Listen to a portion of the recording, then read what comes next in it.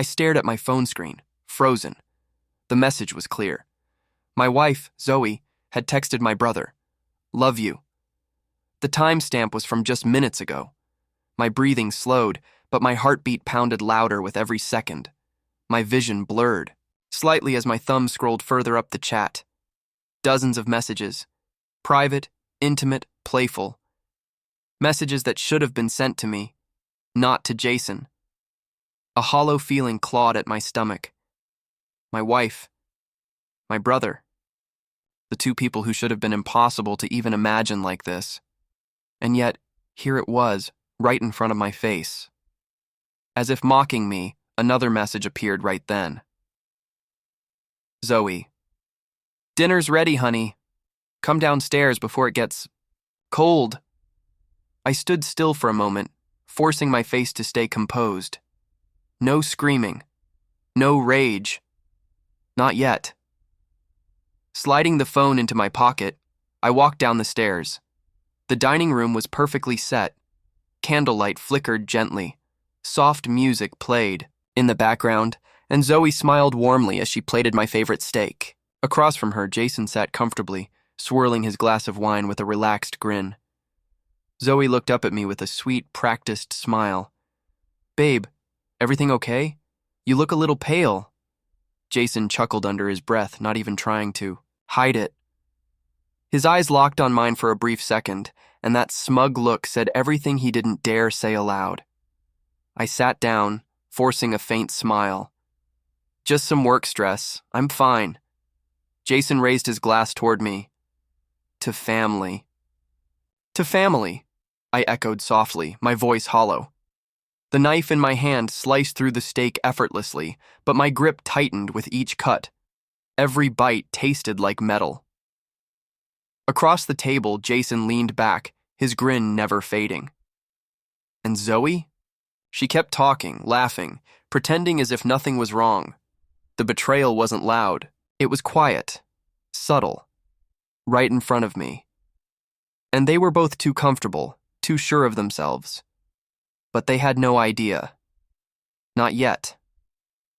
I met Zoe when we were both 20. She was radiant even then. Not the forced kind of beauty people try to achieve, but something natural, effortless. Her long chestnut hair flowed in the breeze that day at the university campus, her eyes shining as if she knew some secret the rest of the world didn't. I was just an engineering student back then, fully focused on my research with little time for romance, but Zoe was different. She approached me first, bold, confident, almost fearless. "You're Timothy, right?" she asked one afternoon while I was studying under a tree. I looked up, surprised. "Yeah, do I know you?" "Not yet," she smiled. "But I plan to." That was the start. She was captivating, funny, smart, always knowing exactly what to say. Her confidence had a way of pulling me in before I could even process what was happening. Before long, we were inseparable. While I buried myself in my lab work, she'd bring me coffee, sit beside me with her own textbooks, humming softly as I worked. We were different but balanced each other out perfectly. My parents adored her instantly. My mother would say, "She's exactly what you need, Timothy. Someone who brings you out of that serious head of yours." My father agreed, seeing her as the perfect match for the family image. It wasn't long before the talks of marriage began. We got engaged shortly after graduation, and I believed with all my heart that I had won the lottery in life. Jason, my younger brother, was there every step of the way. Unlike me, Jason had always been reckless, charming but shallow. He was the type who didn't care much for school, instead floating from one business opportunity to another, living off the family name, always chasing thrills. Still, he was my brother. I trusted him. I never imagined he would be capable of betraying me. At family dinners, Zoe and Jason would joke and laugh together, but I thought nothing of it. Jason was naturally flirtatious, but I assumed Zoe saw him as nothing, more than my immature brother. I never allowed my mind to wander into darker territory. Love demands trust, and I trusted her completely. As our wedding approached, everything seemed perfect on the surface. Zoe planned every detail with an obsessive passion. The dress, fittings, the venue scouting, the guest list, she was in full control. Sometimes she seemed more excited about the wedding than about the marriage itself, but I dismissed those thoughts as nerves or stress. Our wedding was a grand affair, held at a seaside resort that overlooked crystal blue waters. She looked breathtaking, in her gown, walking down the aisle toward me. Her smile was brilliant, her eyes sparkling like the day we met. I remembered thinking, this is it. This is forever. For the first few years, married life was steady. Zoe decorated our home with a meticulous eye, filling every corner with warmth and life. We went on vacations, hosted elegant parties, attended charity events, everything people expected from a power couple. We were the image of perfection. But as time went on, cracks began to form. Zoe grew distant. The late-night texts, the sudden business trips, the unexplained phone calls she always stepped away to answer. At first, I tried to convince myself it was work-related. She was busy with her growing event planning business after all, but the unease gnawed at me, slowly, quietly. Jason, meanwhile, seemed to always be around. He claimed he was helping Zoe with her business, offering financial advice, making connections, bringing in clients. My parents praised him for finally becoming responsible. I wanted to believe it was true. I didn't want to believe anything else. But there were moments that froze in my mind. One evening, I walked into the living room earlier than expected.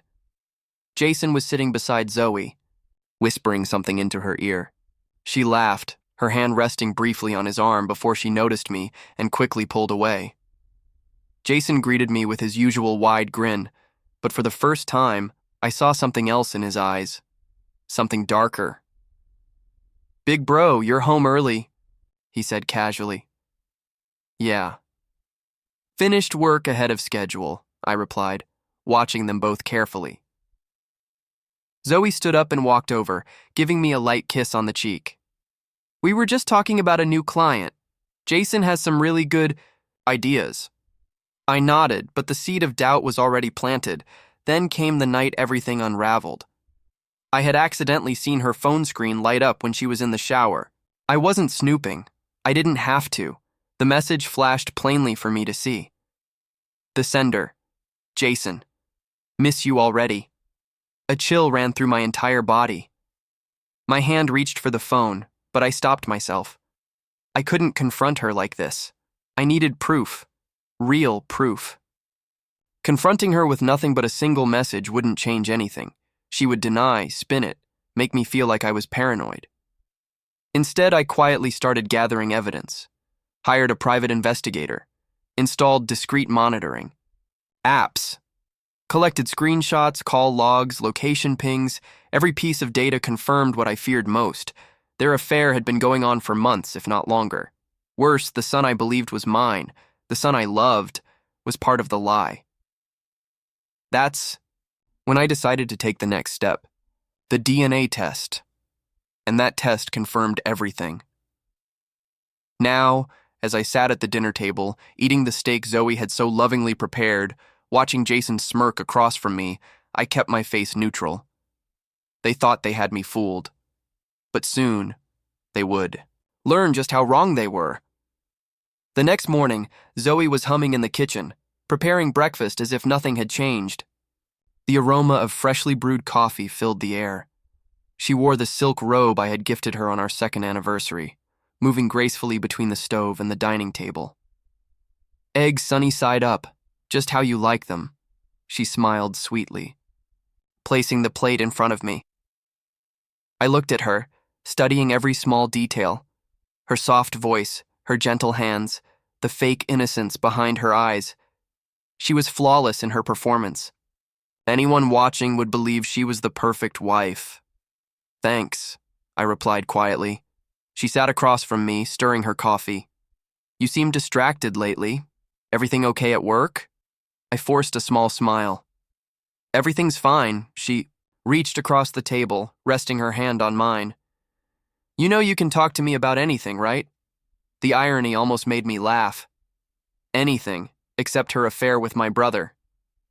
I simply nodded, allowing the moment to pass. Timing was everything now. I couldn't afford to confront her prematurely. This wasn't about shouting or screaming. This was about precision, about watching them collapse under the weight of their own lies.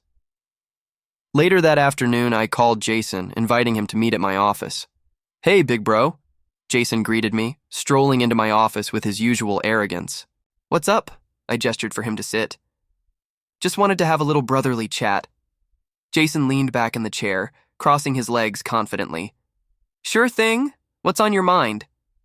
I slid a sealed envelope across the desk. He picked it up, eyebrows raised, and opened it. His expression shifted immediately as he saw the DNA results inside. The silence was deafening. He looked up slowly, his cocky smirk replaced by a flicker of nervousness. "Where'd you get this?" "I've known for a while," I said calmly. "I just wanted to see how long you two thought you could keep playing your little game." Jason exhaled sharply, trying to recover his composure. "Look, Tim, it's complicated." "No," I interrupted. "It's simple. You betrayed me. Both of you did." Jason rubbed his temples, forcing out a strained laugh. "Come on, man. You were always so serious. Zoe needs excitement. You buried yourself in your work. She came to me." I stared at him, voice steady. "So you took what wasn't yours." He leaned forward now, switching to his usual manipulative tone. "Tim, it's not what you think. She was lonely. You were distant. She needed someone."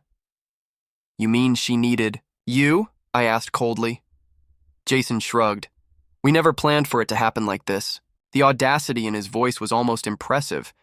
He still thought there was a chance to justify it, to spin the narrative into something understandable, something forgivable.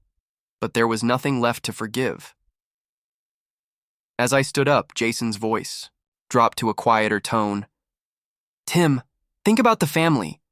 Think about your parents. Do you really want to cause a scandal? Ruin everything?"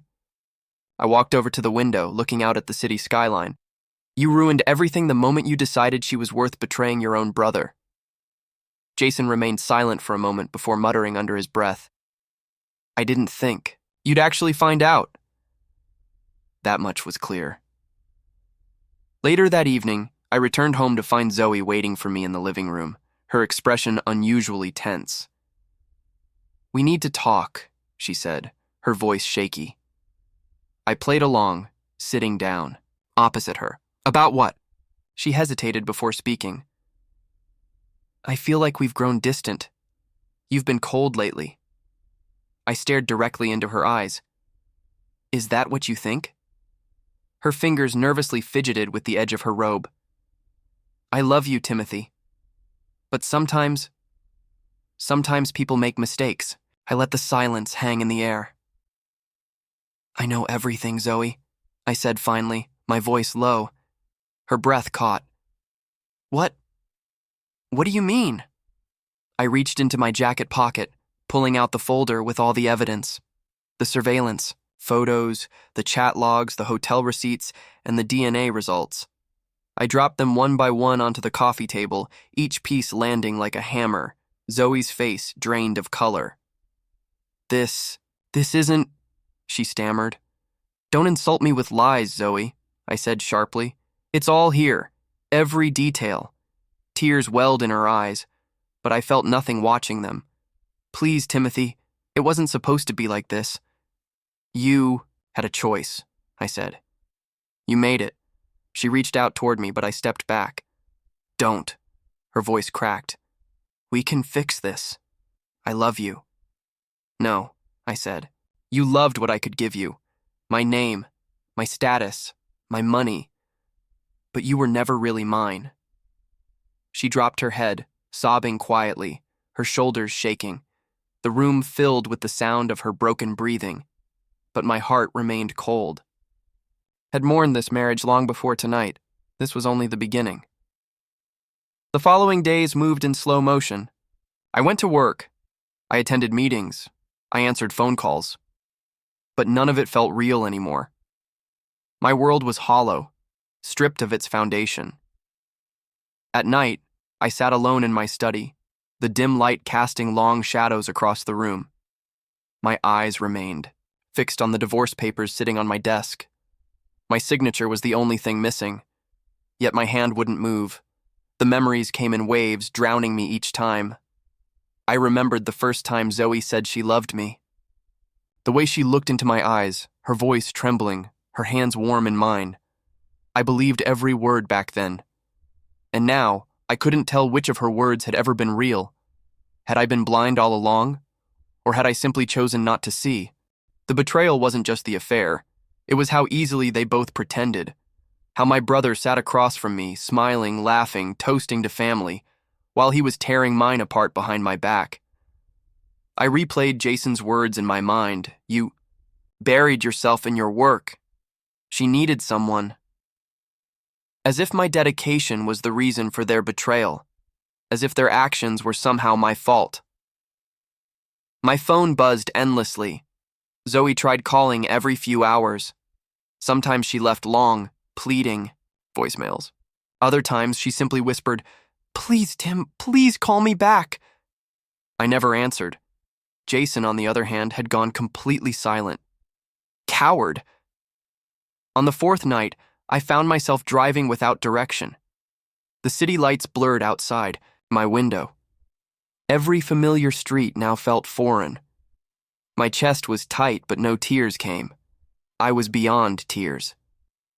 I stopped at an old riverside park we used to visit during college, back when Zoe was still pure in my eyes, back when everything felt simple. I sat on the bench, staring at the water. That's when I heard a soft voice behind me. "Rough night?" I turned. Layla. I hadn't seen her in years. She had studied with us, but we'd never been close. Always distant, reserved, carrying herself with quiet elegance. She looked exactly the same. Calm, composed, eyes sharp like she could see straight through me.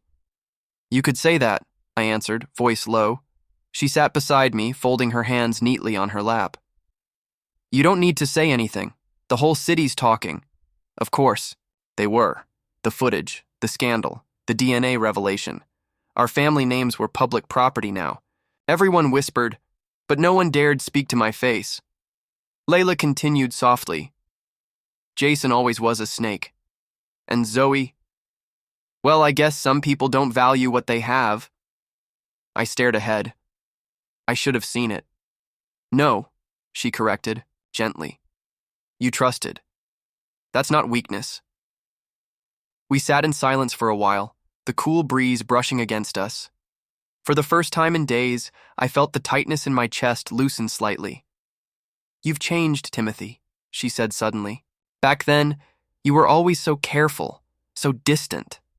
Now, you're dangerous." I chuckled bitterly. "Dangerous?" She nodded. "Men like you, once broken, they stop fearing loss, and that makes them unstoppable." Her words sat heavy, with truth. "Maybe I am," I whispered. Layla stood and looked down at me. "Don't drown in this. Use it." As she walked away, I watched her disappear into the distance, her words echoing inside me. That night, I returned home to find Zoe, waiting outside my door again, sitting on the front steps like a lost child. Her eyes were swollen from crying, makeup smeared. "Timothy," her voice broke. I said nothing as I unlocked the door. She followed behind me, desperate. "I'm sorry," she sobbed. "Please." "I didn't mean for any of this to happen. I made a mistake." I turned sharply. "A mistake?" She stepped, closer, voice trembling. "I love you." "No, Zoe. You loved convenience. You loved options. You loved playing both sides." She dropped to her knees, gripping my hand. "Please don't leave me. I can't live without you." I pulled my hand free, disgusted. "You lived without me just fine while you were with Jason." Her sobs filled the room, echoing against the cold walls. But I stood there, unmoved, watching her collapse under the weight of her own guilt. The old Timothy would have broken. The man standing there now was someone else entirely. Later that night, alone again, I poured myself a glass of whiskey. Staring into the amber liquid, I finally signed the divorce papers. The pen glided smoothly across the paper. With every stroke, I felt lighter. I was done mourning. Tomorrow, the real game would begin. The following week, I delivered the signed divorce papers to Zoe's lawyer. Legally, she was no longer my wife. The house felt emptier, but not in the way I had feared. It was peace, but peace never lasts long. 2 days later, my father called, his voice sharp, filled with barely controlled rage. "Timothy, come to the office. Now." When I arrived, he was already pacing in his office holding a folder. His face was flushed. Without a word, he tossed the folder onto the table. The documents inside made my blood run cold. It was a lawsuit, filed by Zoe. "For what?" I asked through clenched teeth. "She's suing us for spousal compensation, emotional distress, and demanding a share of the company's stock," my father spat. "She claims you abandoned her during the marriage and emotionally neglected her. She's even bringing up fabricated hospital visits and therapy sessions." My jaw tightened. "She's desperate." "She's greedy," my father corrected. "Her lawyer is Jason's old college friend. This isn't just about money. It's revenge." Zoe wasn't letting go quietly. Even after the scandal, the exposure and the public humiliation, she was still clawing for more. My father stared at me. "We need to shut this down before it spreads. If she takes this public, the board will panic. The investors will start asking questions. Let me handle her," I said calmly. I left the office with one goal. I was going to end this once and for all. The next day, I arranged to meet Zoe at a neutral location, a private lounge downtown. When I arrived, she was already waiting, dressed in a form-fitting black dress, pretending to be composed. "Xuexiu." "Finally agreed to see me," she smiled faintly. "You made it impossible not to," I said, sitting across from her. She leaned in slightly. "We don't have to keep fighting like this. Drop the divorce proceedings. We can settle privately. Quietly." "There's nothing to settle," I replied. "You have nothing." She tilted her head, her voice softening into something almost pitiful. "Timothy, I've lost everything. You, the house, my reputation. I need security."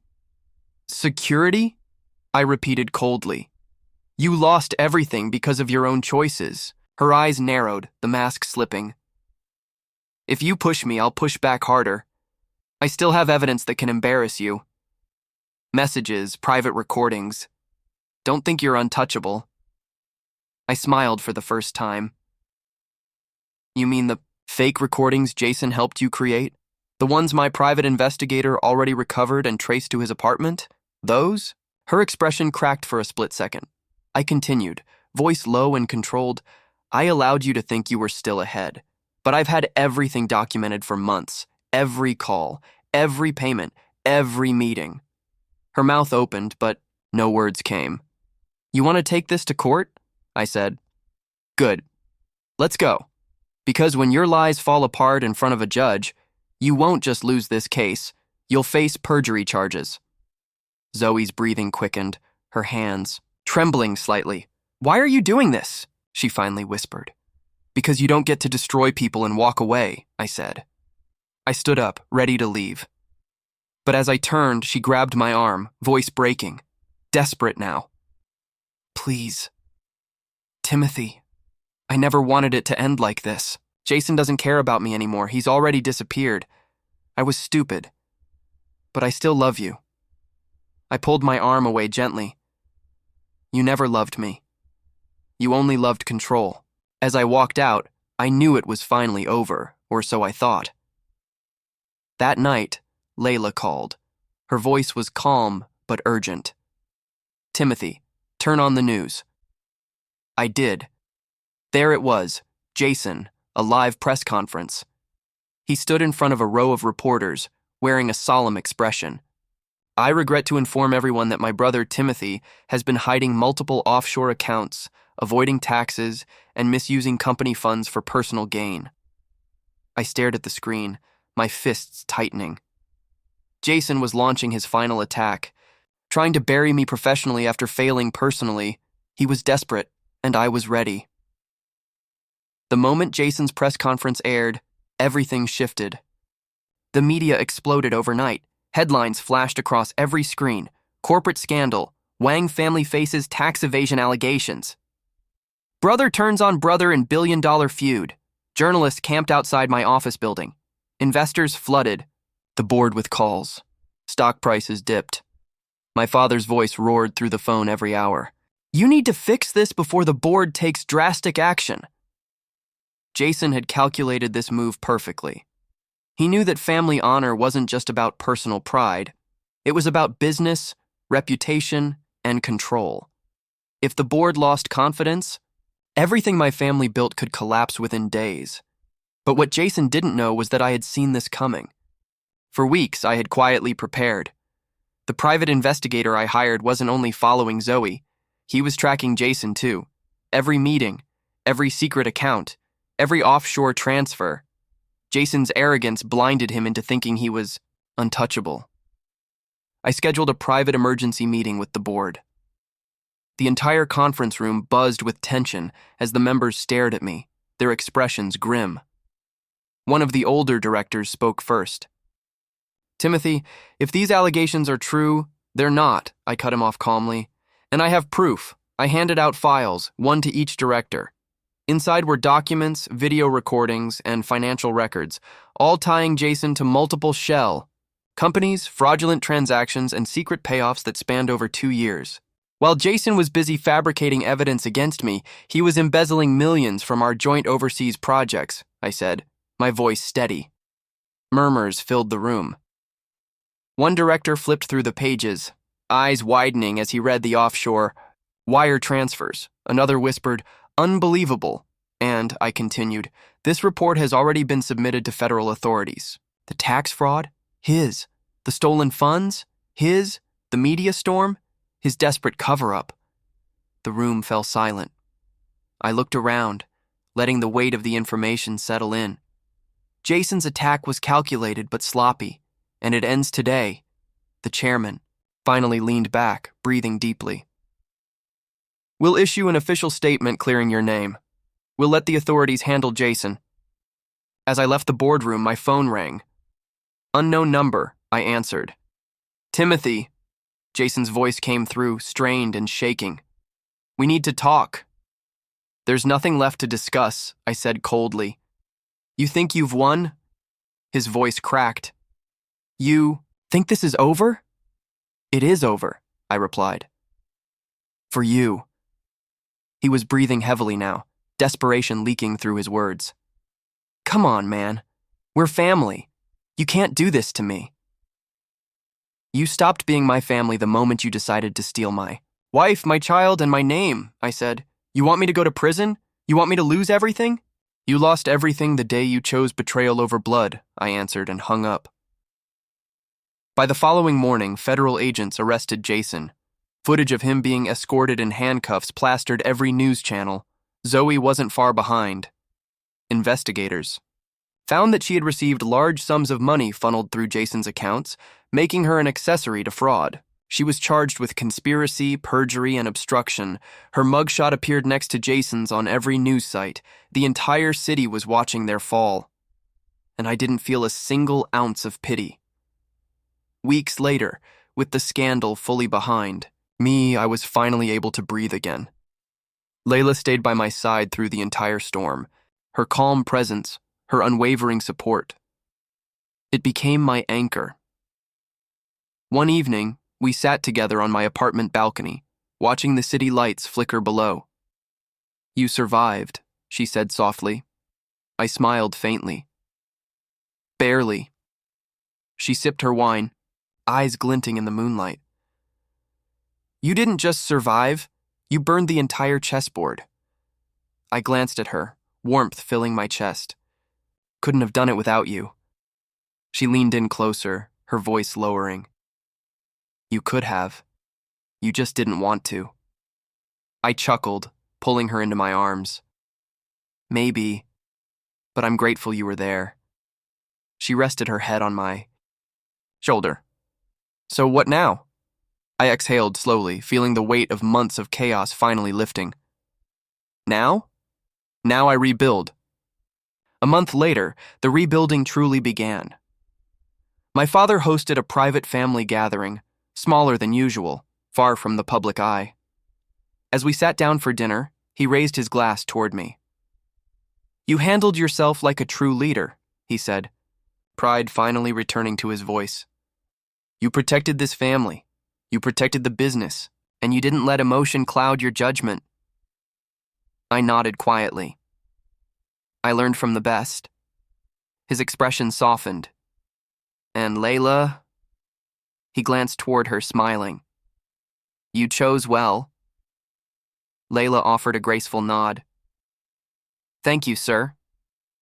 After dinner, as the evening quieted, my father pulled me aside. Son, he said seriously, you understand now, don't you? Power isn't just about strength. It's about knowing who you can trust. I met his gaze. I know. He placed a firm hand on my shoulder. You're ready to lead. The next morning, as Layla and I walked along the quiet beach, I finally spoke words I had been holding for weeks. Marry me. Layla paused, surprised at my sudden directness, but her lips curved into a soft smile. You sure? I've never been more certain. She looked into my eyes, her voice barely a whisper. Then yes. I slid the ring onto her finger right there, under the rising sun, feeling the weight of my past finally dissolve into nothing but distant memories. The wedding took place 6 months later. Unlike my first marriage, this one wasn't a performance for society. There were no massive press releases, no influencers posting staged photos. This time, it was private, intimate, real. The ceremony was held at a small coastal villa, overlooking calm waves under the setting sun. Close friends, family, and trusted business partners gathered quietly, all of them people who had stood by me through the storm.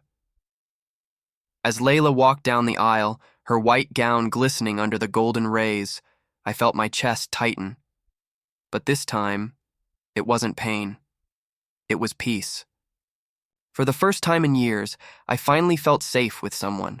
Someone who never lied, someone who had seen my worst and never wavered. When she reached me, she whispered, "We made it." I smiled, tightening my grip on her hand. Yes, we did. The ceremony was short but beautiful. Vows were exchanged with steady voices, rings slid onto fingers, and as I kissed her softly, the applause of a few dozen close ones filled the air. No cameras. No tabloids. Just us. After the wedding, as the guests enjoyed dinner, my father quietly pulled me aside once more. The board has voted. The company's full control will officially transfer to you next quarter, he said. His voice was firm, steady. I nodded. Thank you for trusting me. You earned it, he replied. You kept your head while everyone else was losing theirs. That's what makes a real leader. For years, I had believed leadership meant pleasing everyone. Now, I understood that true leadership meant protecting the people who mattered, no matter how ruthless it required you to be. Jason's trial moved fast. The mountain of evidence I had provided crushed his defense immediately. Money laundering, tax fraud, corporate theft, the charges stacked against him like dominoes. During the final hearing, Jason tried one last desperate plea. Timothy, please, he begged from the defendants. Table, his voice weak, his once arrogant expression hollow. We're brothers. Blood. You can't let them do this to me. I stood calmly in front of him. You let greed destroy everything, Jason. You brought this on yourself. But prison? His voice cracked. You can't leave me in there. I stared at him for a long moment. You left me for dead the moment you touched my wife. Jason was sentenced to 15 years.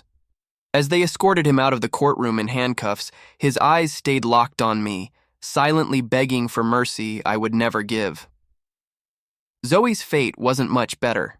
With her co-conspirator imprisoned, she lost all legal protection. The court found her guilty of multiple fraud charges, stripping her of nearly every asset she still had. But what broke her more than the prison sentence was the public. Once adored for her beauty and social status, Zoe became a national symbol of betrayal. Every news outlet covered her downfall relentlessly. Sponsors pulled out, friends disappeared, business partners abandoned her overnight. She was left to rot in the very spotlight she once craved. At sentencing, Zoe turned to me one last time. "Timothy," she whispered as tears streamed down her face, "I loved you." I remained silent, because even now she still didn't understand that love isn't something you fake and manipulate for power. The judge's gavel slammed. 6 years in prison. No parole. As the guards pulled her away, she broke into full sobs, loud, desperate, almost animalistic. Her screams echoed in the courtroom as I turned and walked away. That chapter was closed. Months passed. My name was cleared entirely. The business grew stronger than ever under my leadership. The company regained stability and expanded overseas, while my personal reputation became synonymous with resilience, strength, and dignity. And by my side, Layla remained, steady, calm, and loyal. One evening, she approached me while I worked late in my home study. She placed a gentle hand on my shoulder. "Still working?" she asked softly. I looked up and smiled. "Just wrapping up some paperwork for the Shanghai expansion." She tilted her head. "You've done enough for one day, Mr. CEO." I set the papers down, standing up and pulling her into my arms.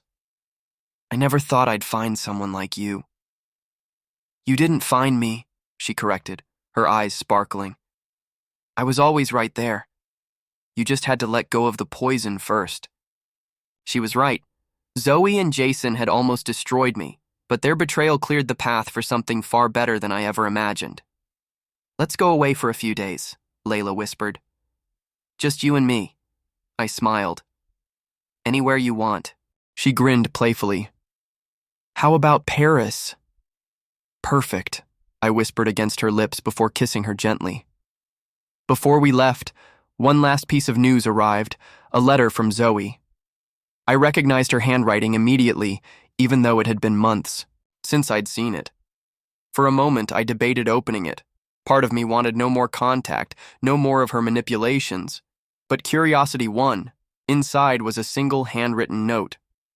"I never took off my ring. Not even in prison. I still dream about you every night. I know I deserve this. I lost everything because of my own stupidity. But I just wanted you to know I never stopped loving you." There was no return address. I folded the letter neatly and placed it into the fireplace, watching the flames slowly consume the final remnant of my past.